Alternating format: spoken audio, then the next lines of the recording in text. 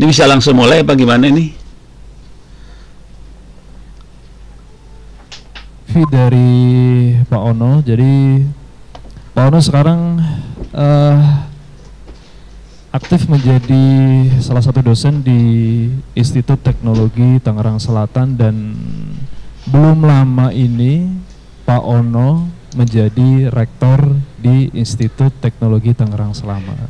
Kami ucapkan selamat Pak Ono atas dilantiknya Bapak menjadi rektor baru di Institut Teknologi Tangerang Selatan.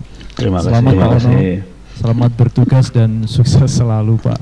Mohon doanya. Kita langsung ke agenda utama Pak Ono. Teman-teman sudah tidak sabar di kolom chat baik di YouTube dan juga di Zoom mau mendengarkan langsung pemaparan materi dari Pak Ono. Untuk pemaparan materi sama kurang lebih waktunya 45 menit.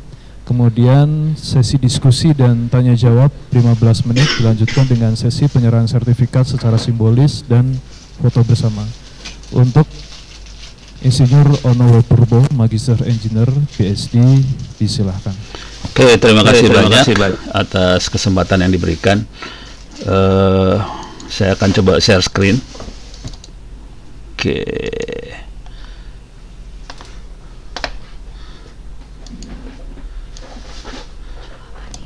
Share screen saya udah keluar ya. Kalau boleh saran gini aja sih, supaya tadi ngelihat yang nanya, kasihan banget sih. Kalau teman-teman pengen nanya, silahkan posting di chat. Jadi silahkan posting di chat. Saya sambil presentasi saya akan sambil monitoring chat. Jadi mudah-mudahan bisa langsung bereaksi. Tapi sebelum terlalu jauh, saya akan kasih lihat beberapa masalah yang ini korban-korban yang kena serangan hacking. Kalau ini bukan korban, ini adalah penipunya. Ini adalah korbannya. Ini contohnya, Pak minta tolong akun saya dihack, modusnya pinjaman uang. Kemudian ini juga saya kerugian 52 juta karena ditipu. Kemudian di sini juga ada ini kena tipunya cuman 72.000 US dollar atau hampir 1 miliar. Ini orang Indonesia, posisi ada di Jepang, kemudian melakukan pembelian koin di Makau, kenanya 1 miliar. Pusing gimana cara dapat uang baliknya. Seperti itu juga banyak di, kalau kita lihat ke YouTube channel saya Ono Center, juga banyak penipuan di situ. Banyak yang minta tolong. Penipuan yang sering terjadi karena kita terlalu abai sebenarnya. Paling gampang adalah kita masuk ke Google. Ini pakai teknik yang penipuannya pakai open source intelligence. Jadi masuk ke Google aja, kemudian masukin kata keyword KTP, kita bisa lihat KTP orang banyak. Dan cara penipuan yang paling sederhana dengan informasi seperti ini adalah ya kita pakai informasi orang lain ini untuk untuk melakukan pinjaman online. Jadi ini korbannya juga ada di tetangga saya juga kena. Jangan khawatir. Penipuan yang lain yang sering banget adalah APK lewat grup misalnya. Ini juga udah dikasih tahu di Google, hati-hati segala macam. Dan ini berbahaya sekali karena ini kategorinya remote access trojan atau RAT. Dia bisa mengambil cryptocurrency, password e-banking, two-factor authentication, lock screen, bahkan sampai bisa streaming webcam, install aplikasi dan sebagainya. Dan ini kalau kita cari di GitHub, ini ada, ini yang kelihatan cuma 75, tapi kalau kita lihat di GitHub benernya sekitar 1.700-an sih sebenarnya aplikasi Android RAT ini. Dan ini bisa diinstal dengan mudah, dan konsekuensinya semua orang bisa melakukan serangan menggunakan APK di WhatsApp tadi. Korbannya banyak dan serem sebetulnya. Nah, kalau dari sisi, kalau di kelas saya biasanya menjelaskan menggunakan MSF Venom untuk melakukan serangan seperti itu. Oke. Ini perintah-perintahnya. Kalau kita berhasil menginstalasi si RAT itu di komputer, kita bisa berkomunikasi sama handphone yang terinfeksi tadi, dan kita bisa langsung mengontrol handphonenya. Oke, saya akan loncat pada serangan di level corporate atau perusahaan.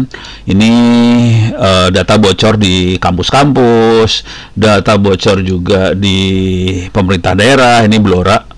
Kemudian juga banyak sekali ini BPK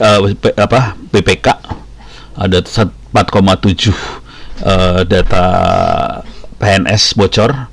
Kemudian yang kita tahu semua kemarin Pusat Data Nasional jebol kena ransomware, kemudian juga BSI jebol, dan ini semua urusannya dengan ransomware. Masalah dengan ransomware adalah tidak bisa dideteksi, mitigasinya harus backup dan AI. Nah, AI mungkin nanti akan diterangkan sama Pak Henry. Ini punya masalah besar sebetulnya di ransomware ini karena dia akan mengcopy data kita ke penyerang. Jadi kalau sampai ransomware masuk, semua data kita ke copy ke penyerang kalau yang bikin ransomware yang jago, dan sudah bubar semua ceritanya. Oke, saya akan tutup dulu ini semua. Saya akan kasih lihat ilmunya sendiri. Ini kebetulan kalau kami di kampus mahasiswa ini jadi banyak dicariin orang. Kita pengen supaya kampus-kampus yang lain juga bisa mengajarkan mahasiswanya supaya bisa menguasai ilmu cyber security ini free. Bisa diakses di open course ITTS HCID, ini free karena banyak sekali perusahaan yang butuh orang seperti itu. Akhirnya kita free aja nih ilmunya, semua orang bisa akses ke open course ITTS HCID. Saya copy paste aja URL-nya ke chat, silahkan lihat di chat URL-nya.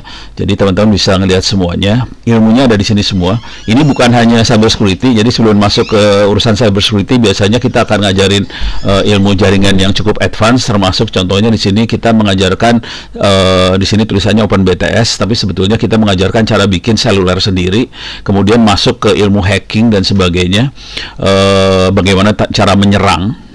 Karena untuk bisa mengamankan kita harus tahu cara menyerangnya juga. Jadi kita ajarin cara nyerangnya, kemudian baru kita masuk cara mengamankannya. Untuk memberikan gambaran, ini silakan nanti di copy ya. Diakses kalau mau di copy. Kalau ada kampus yang butuh kuliahnya, kalau pengen ngopi kuliahnya juga saya welcome aja sih, silahkan di copy kuliahnya dan materi-materinya. Bahkan untuk bisa lulus dengan baik, kalau mau akses ke buku-bukunya, ini saya kasih lihat aja bukunya. Saya akan masuk ke perpustakaan digital saya di rumah, ini free. Kalau mau di copy silahkan kirim harddisk var data library 2 books. Ini bukunya ada di server lain di rumah, tapi server lain. Di sini ada buku tentang cyber security. Di sini ada cyber security. Ini buku-bukunya. Silahkan kirim harddisk, saya copyin. Saya akan klik. Ada echo sedikit. Ini saya akan klik sembarangan bukunya ya. Di sini ada pentest. Saya kasih lihat sedikit aja ya. Ini misalnya bagaimana kita membuat lab sendiri di komputer, build your own security lab. Ini bukunya bisa di copy semua. Oke, jadi kirim harddisk aja. Silakan buku. Kalau kami di kampus kebetulan memang perpustakaannya ada, jadi mahasiswa bisa akses ke sini semua. Oke. Apakah memang harus expert Linux dulu untuk bisa mahir jaringan? Nggak harus expert Linux. Yang penting mau baca, mau ngoprek, itu aja sih, gitu ya. Jadi bukunya bisa diakses free. Kalau mau silahkan kirim harddisk. Saya kasih tahu teknik kirim harddisknya sekalian lah. Ono Center ORID/wiki. Di sini ada, saya masukin kata kunci ebook. Salah pencet. Ebook. Di bagian bawah sini ada Ono Center ebook.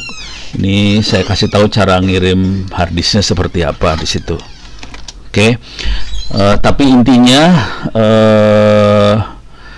orang suka nanya harus bayar berapa, bayarnya pakai doa ya setiap hari. Jadi ini buku-bukunya silakan di copy, ini alamatnya juga saya kasih, jadi Anda bisa ngirim harddisk, selipin uang buat ngirim balik harddisknya. Jadi cukup banyak kampus-kampus yang mengkopikan.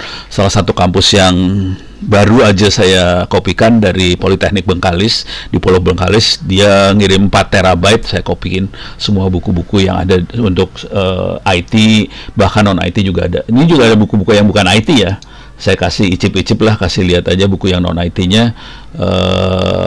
Kalau tadi kalau mungkin Pak Henry akan ngomong soal cybersecurity, di sini juga cybersecurity lagi AI, di sini juga ada buku tentang AI juga ada nih. Kebetulan saya juga ngajar AI sebenarnya. Jadi buku AI-nya juga ada, bisa dilihat di sini. Tapi untuk non IT, untuk animasi dan sebagainya, kalau animasi saya masukin IT sih sebenarnya. Di sini ada buku animasi juga ada sih. Ini buku animasi ya, yang kita lihat. Bikin kartun yang tadi Pak Yanto ngasih lihat, bukunya ada, bisa di copy semua. Oke. Kalau yang non IT banget saya masukin ke library 3. Di sini ada manajemen, ada biologi, ada kimia, ada geologi, ada histori, ya segala macam juga ada sih. Kalau total buku aja sekitar 4 tera sih. Oke, saya lanjut. Itu bukunya. Nah, sekarang balik lagi ke kuliahnya. Ini kuliahnya seperti ini. Nah, ini kebetulan karena ini free. Oh, ini juga ada big data. Ini kebetulan sekarang nyampur antara dua ini, AI dan cybersecurity nyampur banget. Jadi kita kesulitan sekarang kalau tanpa AI, cybersecurity agak susah nih sekarang. Karena semua traffic dienkripsi. Jadi kita harus pakai AI sekarang. Jadi mau nggak mau orang cybersecurity yang jago, mau nggak mau harus main di AI. Nah, ini kondisinya karena banyak sekali perusahaan yang minta, mahasiswa saya banyak akhirnya ditarik sama perusahaan-perusahaan. Ya mungkin tidak akan bisa sampai belasan triliun, puluhan triliun seperti Pak Yanto bilang. Cuman gaji mereka sih lumayan sih, bangsa 4 sampai 10 juta juga ada mahasiswa saya. Kondisi masih mahasiswa ya, mereka belum lulus karena mereka ditarik perusahaan. Ya udah, mereka kerja, kuliahnya jadi malam. Oke. Jadi ini ilmu cybersecurity-nya ada, di sini juga ada tentang AI-nya. Nah, sekarang saya kasih lihat sedikit yang bisa lulus. Mungkin saya harus kasih lihat jumlah pesertanya ya, supaya kebayang. Jumlah pesertanya untuk cybersecurity itu sekitar, saya gedein aja, hampir 28.000 orang. Ini 27.555 orang pesertanya menit-menit ini. Jadi ini baru aja terakhir. Cuman yang bisa dapat sampai nilai 90 dan ini dapat sertifikat free cuma 40 orang. Jadi ini masalah besar, orangnya yang mau berminat banyak, tapi yang bisa dapat ilmunya benar cuma sedikit. Padahal ini boleh ujian berkali-kali, boleh copy paste kalau mau, nyontek juga silahkan. Cuma 40 orang yang bisa dapat nilai tinggi seperti itu. Jadi seperti itu kondisinya. Nah. Ini sedikit gambaran aja, saya kasih lihat aja. Ini beberapa tulisan yang kebetulan diminta oleh, yang ini kebetulan oleh Kementerian Komunikasi Informasi, sekarang jadi Komdigi. Ini nggak cybersecurity bener, tapi ini mereka ingin supaya ruang cyber kita kondusif. Kurangilah judi online, kurang pornografi, bagaimana strategi buat membuat ruang digital kita menjadi kondusif. Saya bikin tulisan berapa halaman sih, lupa nih, 48 halaman aja. Saya kasih URL-nya nih, sekarang saya bagikan URL-nya. Saya akan bahas sedikit aja. Oke, saya masukkan ke chat. Oke. Saya akan bahas sedikit aja bagaimana strateginya untuk membuat ruang ini kondusif. Tapi kalau dilihat, saya kasih lihat mind mappingnya aja biar gampang ya. Nah, kira-kira kalau ingin membuat ruang digital kondusif, tentunya kita perlu mengukur kondusif itu apa, terus masalah implementasi yang ada apa, dan kita perlu roadmap, langkah, tahapan. Tapi intinya ada 4 pilar di situ, ada 5 sih sebenarnya. Digital literasi, regulasi, konten positif, edukatif, kolaborasi, multi stakeholder, dan infrastruktur yang memadai. 5 ini harus kita jalankan. Di belakangnya kita harus ada talenta, AI, financial, dan sebagainya. Jadi ini harus bisa jalan semua. Nah, ini untuk membuat konten positif dan edukatif, pada akhirnya saya kepaksa membuat yang namanya internet offline, gitu ya. Kita membuat internet offline supaya sekolah-sekolah bisa punya perpustakaan digital, Wikipedia, tryout, kelas 1 sampai kelas 12 SD, SMP, SMA, free ini bisa dikerjakan di sekolah masing-masing tanpa ada internet sama sekali. Jadi kalau khusus buat internet offline, nanti kalau ketemu sekolah-sekolah yang berminat, silahkan, saya akan masuk ke wiki saya. Di sini saya masukin internet offline. Bentuknya harddisk. Tapi ada bukunya juga sih, kalau mau ngeliat ada di Andi Publisher. Saya sekalian masuk Andi Publisher ya, andipublisher.com. Nah, di sini ada harddisk yang siap pakai. Di sini kalau mau ngopi silahkan baca URL ini. Saya taruh di chat URL-nya. Jadi teman-teman bisa ngirim harddisk 500 GB, nanti kita isi udah lengkap, tinggal pakai aja, tinggal colokin ke komputer, langsung nyala, dia jadi server supaya kontennya lepas dari internet, nggak ada urusan lagi dengan judi online, tidak urusan lagi dengan pornografi dan sebagainya. Ada ensiklopedia, buku-buku buat sekolah itu udah lengkap ada di situ, tinggal dipakai. Termasuk buku-buku dari Diknas ya, sudah ada di situ, bisa dipakai.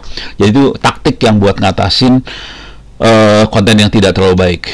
Nah, kalau cara bikinnya ada di sini, bisa masuk ke Andi Publisher di bagian bawah. Ini yang kedua sini. Masukin kata kuncinya Ono. Di sini ada buku tentang internet offline-nya. Nah, khusus balik lagi ke urusan cyber security, kita juga nulis buku tentang buku penanganan insiden cyber, ada di Andi juga. Ini sebetulnya akhirnya diminta oleh banyak temen, akhirnya saya bikin buku aja yang free, versi free-nya juga ada. Di open course juga bisa diakses free. Ini ada bukunya, saya bagikan. Ini CISRT, itu Cyber Security Incident Response Team yang kuat, institusi supaya aman. Ini panduan lengkapnya untuk manajemen insiden cyber, tapi kalau mau lebih lengkap lagi buku yang itu. Soalnya ini bukunya cuma sekitar 150-an halaman di sini. Ini 150 halaman tentang pemahaman, analisa situasi, perancangan manajemen insiden cyber, implementasi, pemantauan, evaluasi, dan dokumentasi, dan termasuk banyak banget sini. Saya kasih URL-nya aja. Resignnya ntar. Silakan tulis pertanyaannya di chat aja deh, biar saya bisa langsung bereaksi. Oke. Kalau resign urusan dengan moderator nih.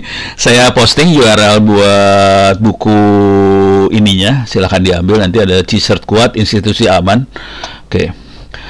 Saya izin tanya mengenai cara kerja internet offline. Internet offline pada dasarnya sederhana banget. Semua buku-buku, e-book, PDF saya copyin ke harddisk. Cuman harddisknya nanti dibikin harddisk server. Tinggal dicolok bisa nyala tuh server. Ada web servernya, ada Wikipedia segala macam. Jadi kalau harddisk itu dicolok di komputer, dia langsung jadi server lokal. Sebetulnya itu server intranet gitu. Cuman biar serem saya kasih nama internet offline, padahal itu intranet aja sih. Cuman dikasih wifi aja supaya nanti dari handphone, dari laptop dan sebagainya bisa akses offline tanpa internet sama sekali, tanpa pulsa. Itu aja sih. Tapi kalau boleh ngomong jujur terus terang, kemarin teman-teman di Lemhanas minta saya, bisa kasih lihat nggak solusi untuk sekolah di daerah 3T. Saya kasih lihat. Mereka pusing kepala. Soalnya, Pak Ono ini gimana? Punya perusahaan nggak? Saya nggak punya perusahaan, Pak. Saya kasih free aja buat bangsa Indonesia. Mereka cari perusahaan. ya udah saya kasih free aja. Kalau perusahaan susah, saya setorannya parah kayak gituan. Nah, ini saya kasih overview aja tentang ilmu cyber security-nya sendiri. Saya back dulu ya, supaya kita lihat ilmunya. Cyber security-nya. Secara umum ada beberapa ilmu di sini. Ini ada overview biasa. Vulnerability analysis, kita analisa kelemahan sistem, basic data server security, firewall, secure shell, secure copy, kemudian ada VPN, ada web application firewall, pertahanan host, intrusion detection system, basic data security. Itu kelihatan cyber security. Sesudah itu saya biasanya ngajar forensik juga, dan information security management system. Ini ISO 27001. Jadi ini saya ajarin juga biasanya. Forensik sekarang udah jadi kuliah sendiri 1 semester. Kemudian di sini juga ada hacking, ada kuliah ethical hacking, saya kasih 1 semester juga. Jadi sebagian dari materi ini udah dipecah, di split jadi kuliah-kuliah masing-masing. Kalau teman-teman di kampus pengen punya kuliah seperti ini, bisa copy tadi materi-materinya supaya di kampusnya bisa ada. Nah, cuman perkembangan yang terakhir ini kejadiannya sekitar 6 hari yang lalu sih sebenarnya. Tutor hack wifi tetangga. Oke. Kalau itu mah keywordnya ini silahkan baca di Hacking Wireless. Di situ diterangkan bagaimana menghack-hacking tetangga. Cuman cara paling gampang gini sih, pacarin tetangganya. Udah nggak usah di-hacking lah, dipacarin pasti dikasih gratis.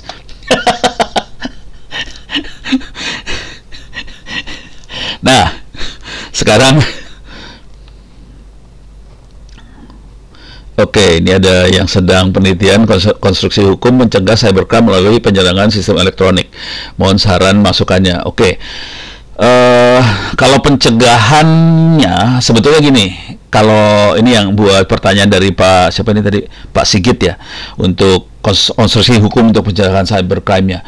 Kalau sampai pencegahan cybercrime-nya sendiri, mungkin kalau mau lebih gampang kita harus mengerti bagaimana orang melakukan attack, serangan ke sistem elektronik tadi. Dan itu sebetulnya ada hukumnya di Undang-Undang Informasi sama Transaksi Elektronik. Secara umum nanti ini saya ngomong gerambiang ya, global. Secara umum nanti ada yang dari bentuk server yang dipertahankan, ada juga di enkripsi, autentikasi pada saat melakukan transaksi. Jadi ada dua sih, ada pertahanan server, ada untuk autentikasi transaksi dan sebagainya. Ya itu masuknya ke Undang-Undang ITE. Jadi kalau ngelihat sih sebenarnya ada di Undang-Undang ITE sih sebenarnya. Nah sekarang pengennya kalau pencegahannya, nah ini yang seru nih. Kalau paling sederhana kita pakai ISO 2701. Jadi kita audit si sistem. Kalau sistemnya bolong, kita melakukan planning lagi dan kita implementasi bolongannya. Kira-kira gitu. Ini kalau dari sisi, saya bukan orang hukum soalnya, saya orang teknologi. Jadi kalau kita orang teknologi, caranya sederhana aja, audit, bolong, kita tambal atau kita benerin. Tapi sebenarnya paling bagus kalau kita bisa benerin dari awal dari semuanya. Jadi kita biasanya kata kunci yang dipakai adalah security by design. Nah, perkembangan hari yang lalu kita mulai masuk ke keamanan dari AI, bukan AI untuk cyber security, tapi bagaimana kita mengamankan si artificial intelligence sendiri. Jadi mulai masuk sini, ini yang yang lalu kebetulan di Badan Siber Sandi Negara BSSN mengadakan FGD, mereka minta masukan bagaimana tentang keamanan dari AI-nya sendiri. Wah, sudah dah saya bikin buku lagi. Ini sekitar 70 hampir 80-an halaman, 76 kalau nggak salah. Saya share aja linknya. Oke, silahkan di-download itu bukunya. Nah, tapi kira-kira ini kira-kira isu-isunya ada 70 sekian halaman, termasuk di bagian bawah nih lampiran-lampiran ini saya selipkan source code-nya juga sedikit lah untuk ngamanin ya. Ini bukan source code AI loh ini. Ini lebih mengamankan si data. Tapi isu besarnya kira-kira di sini. Kalau mau ngelihat yang namanya AI, tapi ini nanti barangkali Pak Henry akan menjelaskan lebih dalam. Ini kalau disederhanakan, AI itu adalah public stakeholder atau peralatan akan dimasukkan ke sensor, dikumpulin semua datanya, di-feed ke data scientist, kemudian dia melakukan forecasting, prediction, dimasukkan, dikirim ke direktur, presiden, menteri, CEO dan sebagainya untuk dijadikan customer journey, user experience dan sebagainya. Di manakah serangan AI itu terjadi? Saya akan langsung ke serangannya aja. Nih serangannya bisa, ujungnya adalah kerentanan model, akuntabilitas. Kalau di ChatGPT atau LLM, Large Language Model, salah satu yang bermasalah adalah halusinasi. Jadi ini masalah. Ini di output ya, di outputnya kira-kira beberapa. Tapi nanti kalau dibaca masih banyak sih. Ini saya ambil segelintir aja. Ini adalah masalah di outputnya. Kalau di datanya sendiri, biasanya kita punya masalah di bias data. Kira-kira gini. Kalau di Eropa, di luar negeri itu masalah bias itu masalah laki dan perempuan. Mereka pengennya seimbang laki perempuan. Sebagian data cenderung ke laki-laki sih, gitu. Jadi masalah buat perempuannya sih akhirnya. Kalau di Indonesia bias biasanya Indonesia Timur, Indonesia Barat. Bias antara orang Jawa sama bukan Jawa, bias orang Melayu sama orang Cina, itu bias semua. Dan ini nggak baik nih bias ini. Jadi ada masalah di data juga. Kemudian di waktu data mulai masuk ke dalam AI, kita ada masalah transparansi, proteksi terhadap serangan. Ini udah cyber security banget. Kemudian ada hak akses data. Contohnya gini, hak akses data. Si AI harus bisa dibuat supaya kalau user pengen datanya dibuang, sistem harus memungkinkan datanya dibuang. Nah, ini jadi masalah nih, karena susah. Nah, di sini juga waktu dimasukin dari sensor masukin ke database, ada proteksi pelacakan data. Jangan sampai hacker bisa melacak si data tadi. Dia bisa profiling orang dari data yang ada di AI tadi. Dan ini akhirnya ke penyalahgunaan. Semua ini kita perlu melakukan keamanan infrastruktur, mitigasi, dan privacy by design. Yang penting harus privacy by design-nya sih. Jadi memang AI-nya harus didesain supaya privacy dijaga. Dan ini nanti diterangkan di bawah sih. Saya kasih icip-icip dikit lah di bawah tuh. Saya turun ke bawah. Oke. Ini kalau ini buat ngilangin bias, ada source code-nya. Ini macam-macam lagi lah. Source code-nya ada di bawah-bawah sini ya. Oke, saya akan coba. Mungkin saya cukupkan sekian, tapi sebelum saya kembalikan ke moderator, sekalian saya jawab aja pertanyaan ya. Curang ini. Saya jawab pertanyaan. Bagaimana cara mencegah ketika data kita dicuri dikarenakan membuka website yang tidak benar, seperti ingin mencari game, bajakan, segala macam. Oke, intinya gini. Website yang tidak benar biasanya akan ada software-software yang tidak benar juga di dalamnya. Apakah itu trojan, apakah itu nanti virus, apa segala macam. Dan ini makhluk-makhluk ini berbahaya banget karena dia bisa masuk ke komputer kita dan dia akan nyuri data. Jadi sarannya jangan pernah masuk website seperti itu kecuali kita yakin bahwa sistem kita aman. Kira-kira itu. Gitu ya, beres ya. Ini yang urusan website yang tidak benar. Kalau saya pribadi, saya berani masuk ke website yang tidak benar ini karena saya pakai Linux. Jadi relatif saya bisa ngontrol sih. Kalau ada yang mau masuk, saya bisa ngontrol. Jadi agak ngeri-ngeri sedap sih kalau masuk daerah situ. Oke, ini udah ada tambahan jawaban dari Pak Ilham Satria. Hindari website penyedia aplikasi yang tidak jelas, bersih-bersih malware atau fresh install Windows. Kalau saya pakai Linux saja sih lebih aman lagi. Mohon izin bertanya, apakah keterampilan utama yang harus dimiliki untuk bersaing di industri cybersecurity di zaman sekarang? Jadi ini indoktrinasi saya di kampus. Kira-kira gini kalau di kampusnya Ono.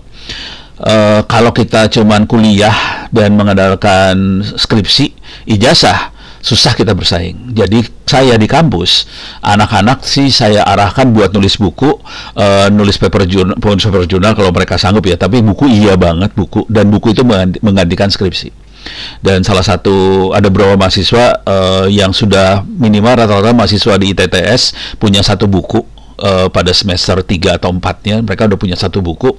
Salah satu contohnya si Fatah, dia punya 4 buku dan dia lagi nulis paling nggak 2 paper jurnal, dan dia udah sering sekali buat ikut webinar. Akibatnya cukup fatal karena akhirnya diundang sama kampus di Taiwan untuk S2 di sana dan dikasih beasiswa. Jadi bisa sampai level itu sih sebenarnya, gitu ya. Tapi kuncinya adalah teknik menjual diri kita. Gitu. Kalau kita bisa jual diri udah enak banget. Nah, kebetulan kalau di ITTS kita fasilitasi anak-anak buat webinar segala macam. Nah, kalau teman-teman pengen webinar, misalnya di kampusnya nggak menyediakan fasilitas buat webinar, silahkan kontak saya kontak sama teman-teman di kampus supaya Anda bisa jadi narasumber webinar di kampusnya ITTS. Nggak masalah, free. Gitu ya, supaya nilai jual Anda jadi naik semua gitu. Oke, itu kira-kira buat teknik jual diri. Ini ada pertanyaan selanjutnya dari ini bapak atau ibu ya, Azah Aulia. Nggak tahu bapak ibunya. Di era cyber digital, keberadaan cybersecurity adalah hal yang krusial untuk perkembangan ekonomi di tengah perkembangan teknologi makin canggih. Akan tetapi masih rentan terjadinya resiko cybercrime. Lalu skill apa yang dibutuhkan untuk menjadikan pengamanan cyber? Apakah harus dengan cara mengontrol keamanan cyber berkembang? Nah, untuk pertanyaan yang dari Bapak atau Ibu Azah Aulia ini paling gampang saya akan masuk ke Open Course ITTS ACID. Ini free.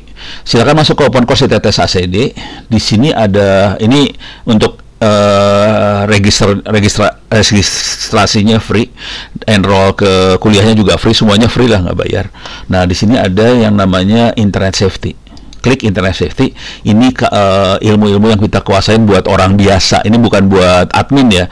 Jadi kita harus ngerti dasar keamanan informasi, perilaku aman di dunia online. Contoh perilaku aman di dunia online adalah tidak masuk ke situs yang ngaco-ngaco. Kita harus ngerti juga cyberbullying, kecanduan konten negatif, gimana cara mengatasinya, keamanan password, keamanan email, keamanan gadget, perangkat bergerak, media sosial, bagaimana mengamankan diri kita di media sosial. Inti sederhananya sih sederhana aja sih. Jangan kepo, udah itu aja sih. Kalau kepo, apa-apa diklik, apa-apa digerayangin, resikonya tinggi banget sih. Itu aja sih. Oke. Jadi kalau mau kepo ke hal-hal yang kita tahu, yang kita bisa kontrol, kira-kira kayak gitu. Oke, bagaimana cara mengetahui bahwa kamera kita disadap? Nah ini ada jawaban. Wah ini ada Mas Ilham nih, kayaknya cukup mumpuni nih ilmunya nih. Ini minta tolong nih Mas Ilham kalau bisa dibantu. Bener banget, kalau di Windows bisa cek Task Manager, cara proses menangkap kamera. Kalau di Android kadang-kadang kita nggak bisa ngelihat Task Managernya kecuali kalau kita bisa masuk ke shell-nya Android. Jadi biasanya untuk tahu bahwa kamera kita disadap, biasanya gini. Ini hati-hati ya, kalau sampai kamera disadap, kondisi layar hitam loh, gelap loh. Terus kameranya, videonya bisa ditarik sama hackernya. Nah, konsekuensinya pada saat si hacker narik, berarti ada traffic data dari handphone kita keluar dong. Jadi datanya kelap-kelip tuh. Nah, itu mulai tanda-tanda. Yang lebih seru lagi adalah biasanya baterainya langsung lebih cepat boros, lebih cepat habis tuh. Karena handphone kita beraktivitas walaupun kondisi layarnya hitam, kayak standby. Jadi untuk tahu kira-kira kayak gitu sih. Jadi ada aktivitas yang tidak kita lakukan, tapi si handphonenya melakukan. Karena itu dilakukan oleh hacker, kira-kira kayak gitu ya. Itu buat Mas Galih Restu Raihaki. Nah ini ada tambahan LED indikator kamera nyala di komputer, di HP-HP baru indikator kanan. Nah ini keren-keren. Oke, ini udah. Bagaimana mencegah setelah datang di ini mencari game? Oh ini udah ya tadi ya. Ini kok kayak ngulang-ngulang gitu apa ininya layarnya? Ini dari Pak Sembagi Cundani. Izin bertanya, dalam konteks keamanan cyber yang terus berkembang, bagaimana seharusnya pendidikan tentang cyber security disesuaikan agar dapat membekali generasi muda yang menghadapi tantangan ini? Apakah teknologi seperti blockchain bisa jadi bagian untuk solusi keamanan? Oke, yang urusan generasi muda ya,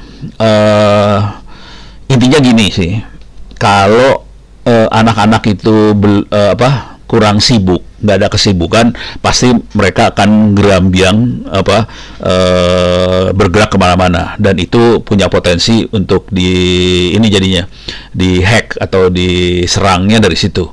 Nah makanya akhirnya salah satu solusi yang kita pakai adalah kita menyebarkan internet offline. Internet offline itu ditaruh di server lokal di sekolah, terus ininya diputus semua. Sambungan internetnya diputus sih, sebenarnya nggak butuh internet juga. Dan ini yang dilakukan kemarin di Sumatera Barat, SMK Negeri 1 Solok Selatan, mereka pasang seperti itu. Jadi ada beberapa SMK di Sumatera Barat, kebetulan istri dari sebelah sana, mereka mulai pasang seperti itu, dan guru-guru sangat suka sekali karena nggak usah, internetnya bisa diputus dan anak-anak pakai wifi lokal ke sekolahnya. Jadi nggak usah pusing urusan security-nya akhirnya mereka sibuk dengan hal-hal yang positif banget, kira-kira kayak gitu. Nah, tapi kalau kita tetap internet tetap ada, kita perlu arahkan supaya mereka mengambil hal yang sangat positif dari internetnya, kira-kira itu. Nah, ini saya lagi jalan terus, layarnya bingung. Kira-kira itu ya untuk membekalinya generasi muda. Jadi kita arahkan supaya mereka sibuk dengan hal-hal yang positif, kira-kira seperti itu. Syukur-syukur disibukkan sebagai produsen pengetahuan atau produsen konten sih. Kalau kita konsumen keluar duit, kalau kita jadi produsen dapat duit, seperti yang tadi dikasih lihat sama Pak Yanto sih, kira-kira gitu. Apakah teknologi blockchain jadi bagian untuk solusi keamanan? Blockchain itu lebih mengamankan transaksi sih. Jadi ya itu solusi keamanan, tapi keamanannya transaksi, kira-kira kayak gitu kalau blockchain ya. Oke, jadi kalau keamanan perorangannya agak berabe juga, kita perlu cari solusi yang lain sih, kira-kira kayak gitu. Oke, izin Prof, bagaimana ada roadmap untuk cyber security? Wah, ini kalau roadmap caranya, kalau roadmap kita bisa ngeliatnya di sertifikasi sih kalau mau ngeliat. Oke, saya masuk ke ini aja ya. Coba saya taruh di mana gambarnya? Ada sertifikasinya, ntar ini dia. Kalau nggak saya klik ini aja. Paling gampang lihat roadmapnya di sertifikatnya. Ini bisa dilihat sertifikatnya. Ada di network security, ada untuk account management segala macam, ada security arsitektur, ada asset security, ada security risk management. Ini alamat URL-nya saya copy aja. Saya masukin ke sini, paste. Oke. Nah, ini ada security assessment testing, software security, security operation. Ini ininya security-nya banyak banget. Tapi kalau kita ngelihat ada beberapa sertifikasi yang lebar, dia beberapa ini. Coba seperti ini adalah CISS, ini yang lebar ya, CISSP, ada beberapa yang lebar, dia beberapa mengcover beberapa bidang ilmu sekalian. Jadi ambil yang seperti itu sih sebenarnya. Jadi roadmap-nya seperti ini, ada yang yang horizontal adalah bidang ilmunya, yang vertikal dari beginner, intermediate, expert. Silahkan dilihat roadmap-nya seperti itu. Oke. Izin tanya kenapa orang ada izin tanya kenapa orang yang main judo rawan ke hack e-walletnya atau menggunakan metode pembayaran lainnya. Jadi uangnya kesedot terus tanpa kita yang melakukannya. Yang namanya judi online itu sesuatu yang yang jelek sebetulnya. Jadi gini cara berpikirnya. Orang-orang jahat, software-software jahat akan berkumpul di aplikasi yang jahat. Semua yang jahat akan mengumpul di jahat. Kalau kita main judi online, konsekuensinya kita akan masuk ke situs yang jahat, aplikasi yang jahat, dan kemungkinan dia akan menginjek trojan yang jahat tadi. Trojan jahat itu jahat, benar-benar jahat, dan dia bisa ngerjain macam-macam, termasuk nyedot wallet, ngambil uang. Sebenarnya tanpa itu juga ada yang bisa disedot juga sih walletnya. Jadi intinya gitulah, jangan. Kalau bisa kita siratal mustaqim aja, lurus-lurus aja. Pada saat kita lurus, kita tidak melakukan hal-hal yang jelek, ya aman semuanya sih. Intinya itu aja sih. Cara proteksinya gampang sih. Kerjakan lurus, pasti lurus. Nah ini kayaknya dari Mbak ya, Handayani. Jika akun kita diretas, yang menghasilkan email data pribadi kita diambil alih digunakan untuk aktivitas yang digital negatif. Apa yang pertama dan yang efektif kita lakukan? Bagaimana penerapan keamanan cyber mengganti password? Soalnya di dunia digital cybercrime makin canggih. Jadi gini. Kalau bisa jangan sampai keambil, itu pertama. Jadi kita harus menerapkan security kita. Jadi yang sederhana tuh yang saya terangin tadi di Internet Safety ya. Jadi silakan masuk ke kuliahnya Open Course Internet Safety, di situ ada. Nah, kalau sampai keambil, mudah-mudahan ada backup semuanya. Kalau saya pribadi, tekniknya gini, saya tidak akan pernah naruh informasi-informasi yang berbahaya, yang kritikal, yang nomor account, apa segala macam, saya tidak akan taruh di email yang publik tadi. Maupun di Google Docs segala macam, nggak ada yang berbahaya banget. Jadi semuanya harus ada di tempat kita langsung. Itu hanya bisa kalau hackernya bisa masuk. Nah, cuman kalau kita sampai naro dan akhirnya akunnya bocor, jebol dan sebagainya, tekniknya apa yang bisa kita lakukan? Kalau kita lapor polisi, jujur percuma aja, karena polisi nggak akan sanggup menangani hal seperti itu. Jadi yang perlu kita lakukan adalah ini mau nggak mau minta maaf. Kalaupun kita minta tolong sama, ini banyak sekali yang ngomong kayak gini ke saya, banyak sih sebenarnya. Jadi biasanya, Pak bisa nggak akun saya dibalikin? Susah. Kecuali Anda bisa berargumentasi dengan adminnya Google misalnya. Google ini punya saya banget loh, tolong dikembaliin. Nah, ini pertanyaan dari Google simpel aja. Bagaimana saya yakin bahwa itu punya kamu? Nah, pusing kepala kan? Jadi caranya mendingan kita minta akun itu di-delete sih. Jadi mau nggak mau di-delete sih akhirnya. Minta maaf, pusing. Jadi kalau bisa jangan sampai terjadi. Kalau udah terjadi pusing kepala sih soalnya. Oke. Saya loncat lagi. Ini ada Kalivia Wananda. Saya Kalivia izin bertanya, apakah dengan aplikasi antivirus di laptop dapat terlindungi 100%? Nggak bisa. Ini minta maaf aja. Virus sekarang parah banget karena mereka dienkripsi. Kayak tadi ya, ada ransomware yang ngejebolin pusat data nasional, itu dienkripsi, dan itu sulit sekali antivirus buat deteksi, kecuali antivirusnya menjalankan AI.